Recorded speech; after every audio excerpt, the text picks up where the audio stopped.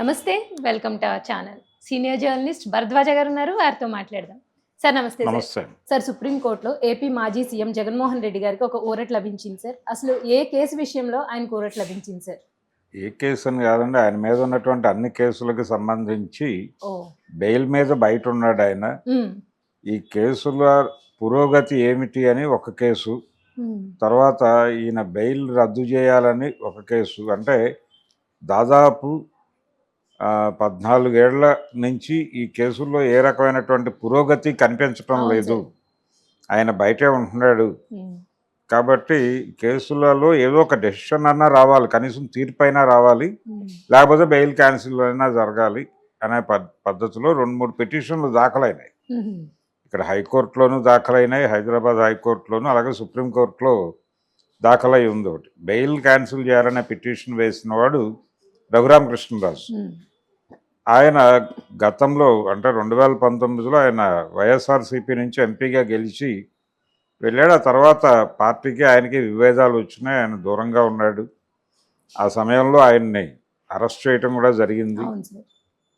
ఈ గందరగోళం మధ్యలో ఆయన వైఎస్ఆర్సీపీలో టెక్నికల్గా ఉంటూనే వైఎస్ఆర్సీపీ వ్యతిరేకంగా వ్యవహరించడం అనేది మనం చూసాం. ఉమ్, ఆయన ఈ పిటిషన్ వేశాడు సుప్రీంకోర్టులో, ఈ బెయిల్ రద్దు చేయమని. ఉమ్, దానికి సంబంధించి బెయిల్ రద్దు చేయాల్సిన అవసరం లేదు అని కోర్టు చెప్పింది. అయితే తొందరగా విచారణ జరగాలి, అలాగే ఇతర అంశాలకు సంబంధించి హైకోర్టులో ఆల్రెడీ ఒక ప్రాసెస్ జరుగుతోంది. అంటే ఈ కేసులు త్వరగా కంప్లీట్ చేయాలనే పిటిషన్ దాఖలు చేసినోడు చేగొండ హర్రామ్ జోగయ్య గారు. ఉమ్, ఆయన మాజీ హోంమంత్రి, రామారావు గారి క్యాబినెట్లో హోంమంత్రిగా ఉన్నాడు ఆయన. ఉమ్, ప్రస్తుతం కాపునాడు ఆ యాక్టివిటీస్లో ఉన్నాడు.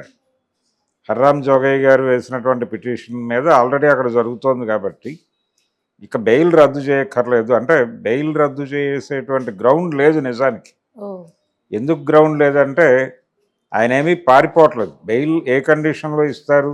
కేసు పెట్టిన తర్వాత ఉమ్, అతను విచారణకి అడ్డుపడుతున్నాడు, అంటే సాక్షుల్ని మేనేజ్ చేస్తున్నాడు, ఇలాంటి ఆరోపణ లేదు, దేశం వదిలి పారిపోతాడు, ఉమ్, వాయిదాలకు హాజరు కాడు, ఇలాంటి అనుమానాలు ఏమైనా ఉంటే బెయిల్ ఇవ్వరు. ఉమ్, సో అతను ఇక్కడ ఉన్నాడు, కనిపిస్తున్నాడు, ఆయన విజిబుల్గానే ఉన్నాడు. ఉమ్, అయితే ఆయన ముఖ్యమంత్రిగా ఉన్న రోజుల్లో వాయిదాలకు వెళ్ళలేదు, ఎగ్జంప్షన్ తీసుకున్నాడు. ఉమ్, సీఎంగా నేను కోర్టుకు రావడం ఇబ్బంది కాబట్టి నన్ను ఎక్స్క్యూజ్ చేయండి అని అడిగాడు ఆయన. ఉమ్, దానికి కోర్టు పర్మిషన్ తీసుకున్నాడు. అలా నడుస్తోంది, ఒక లీగల్ గ్రౌండ్లోనే అతని కథ నడుస్తోంది తప్ప ఉమ్, కోర్టు వైలేషన్స్ ఏమీ లేవు.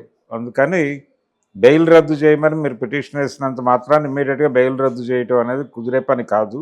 ఉమ్, అయితే కేసులు సత్వరంగా పూర్తి చేయడానికి సంబంధించి హైకోర్టు చొరవ తీసుకోవాలి. అలాగే ఇంకెక్కడైనా ఈ కేసులకు సంబంధించి వ్యవహారాలు ఉన్నా కానీ వాటన్నిటినీ స్ట్రీమ్లైన్ చేసి ఉమ్, త్వరితగతిన తేల్చడానికి ప్రయత్నం చేయండి. అది సబబే, అందులో తప్పేం లేదు. కానీ బెయిల్ రద్దు చేయాల్సినంత అవసరం ఉందని మేము అనుకోవడం లేదు.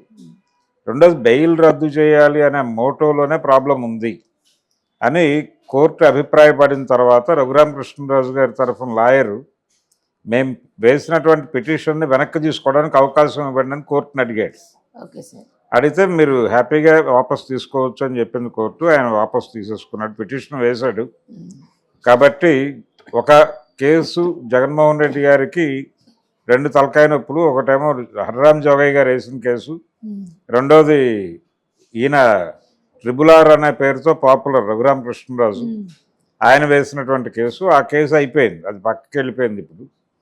ఇప్పుడు ఆయన మీద ఫాస్ట్ ట్రాక్ అంటే తొందరగా హైకోర్టులో నిర్ణయాలు ప్రకటించడం అనే పని ఉంది. కేసుల్లో దేనిలోనూ కూడా శిక్షలు పడేంత విషయం ఉందా అనేది అనుమానమే అని చెప్పి చాలా సీనియర్ న్యాయవాదులే చెప్పున్నారు. ఉమ్, కాబట్టి జగన్మోహన్ రెడ్డి త్వరగా ఈ కేసులు ట్రయల్ జరగాలి అని కోరుకుని తొందరగా కంప్లీట్ చేసుకుని తన్ని తాను, అంటే మేజర్గా జరిగింది కార్పొరేట్ రాజ్యంలో ఏం జరుగుతుందో అదే జరిగింది అప్పుడు కూడా. Okay sir. అంటే మీకిది మాకది అనే పద్ధతిలో ఉమ్, వైఎస్ రాజశేఖర రెడ్డి గారు సీఎంగా ఉండగా ఆయన రకరకాల కాంట్రాక్టులు, రకరకాల ఇతర వ్యవహారాలు వేరే వాళ్ళకి ప్రభుత్వం నుంచి పనులు ఇచ్చినప్పుడు ఉమ్, వాళ్ళకి మొబిలైజేషన్ అడ్వాన్స్లు అనే పేరుతో డబ్బులు కూడా ప్రభుత్వం ఇచ్చింది. ఆ ఇచ్చిన డబ్బుల్లో మెజారిటీ డబ్బులు తిరిగి జగన్మోహన్ రెడ్డి కంపెనీల్లోకి వాటాల రూపంలో వచ్చేసినాయి. అందుకని అది ప్రధానమైనటువంటి కేసు. అసలు ప్రభుత్వాలు కార్పొరేట్లని ఫెసిలిటేట్ చేయడానికి ఏజెన్సీలుగా మారిపోవటమే ప్రస్తుతం సమాజంలో రాజకీయము ప్రభుత్వాలు చేస్తున్న పని అదే, అంతకుమించి ఏమీ లేదు. ప్రభుత్వాలు కార్పొరేట్లని ఫెసిలిటేట్ చేయడం కోసమే ఉన్నాయి. అదే పని చేశాడు ఆయన రాజశేఖర రెడ్డి. ఆ పని చేసి పెట్టినందుకు గాను ఆయనకి కొంత లైజానింగ్ ఫీజు ఇచ్చారు వాళ్ళు. ఆ లైజానింగ్ ఫీజుని లంచం అనండి, లేకపోతే ఇప్పుడు లైజానింగ్ అంటున్నారు అందరూ, అది ఆయన కంపెనీల్లో ఒక వాటాగా వెళ్ళింది. కాబట్టి ఇది జనరల్గా జరుగుతున్నటువంటి వ్యవహారమే. ఇది కార్పొరేట్ రాజకీయ వ్యాపారంలో సహజ పరిణామమే. కాబట్టి దీనిలో ఈ కేసులో ఆయనకి ఏదో భారీగా శిక్షలు పడిపోతాయని అనుకోవడానికి అవకాశాలు లేవు. కొట్టేసే కేసులే ఎక్కువ ఉంటాయి. మ్యాక్సిమం ఆయన 16 నెలలు ఆల్రెడీ జైల్లో ఉండొచ్చాడు.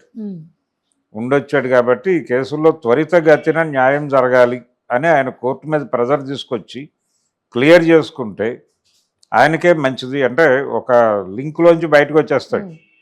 కానీ ఈయన కేసులు అంత త్వరగా తెమల్చకుండా కేంద్ర ప్రభుత్వం కూడా అడ్డుపడే అవకాశం ఉంది. జగన్మోహన్ రెడ్డికి తెలుసుకోవాలి ఉన్నా కానీ, అంటే కోర్టుల్ని ఒక మేరకు సెంట్రల్ గవర్నమెంట్ మేనేజ్ చేయటం చాలా కేసుల్లో కనిపిస్తుంది. ఉదాహరణకి రామ్ జన్మభూమి కేసు, వీటిల్లో ప్రభుత్వ అనుకూల జడ్జిమెంట్లు ఇచ్చినటువంటి న్యాయమూర్తులకి గవర్నర్లు గాను ఇతర పదవుల్లోనూ నియామకాలు జరపడం కూడా చూసాం మనం. కాబట్టి కొంత మేనేజ్మెంట్ కూడా జరుగుతోంది న్యాయ వ్యవస్థలో. కేంద్ర ప్రభుత్వ జోక్యము మేనేజ్ చేయటం కూడా కనిపిస్తోంది. ఇందులో భాగంగానే వాళ్ళు మేనేజ్ చేయొచ్చు. అంటే జగన్మోహన్ రెడ్డి తమ కంట్రోల్లో ఉండాలంటే అతని కేసులు అలా ఉండాలి స్థిరంగా. అందుకని కూడా మెయింటైన్ చేయొచ్చు. కానీ ఈ కేసులు మెయింటైన్ అవుతూ ఉండగా దీనివలన అతనికి ఇబ్బంది వస్తే అతను కొంచెం ఈ కేసులు త్వరితగతిన కంప్లీట్ చేయమని తను ప్రెజర్ చేసే అవకాశం ఉంటుంది. కాబట్టి ఈ రోజున ఈ పిటిషన్ తోసేయటం, అంటే రఘురామకృష్ణరాజు గారు వేసినటువంటి పిటిషన్ని కోర్టు తిరస్కరించడం కూడా గేమ్లో భాగంగానే జరిగి ఉండొచ్చు అనేది నేను అనుకుంటున్నాను. కాబట్టి ఏం జరిగినా జగన్మోహన్ రెడ్డికి ఒక మంచి జరిగింది.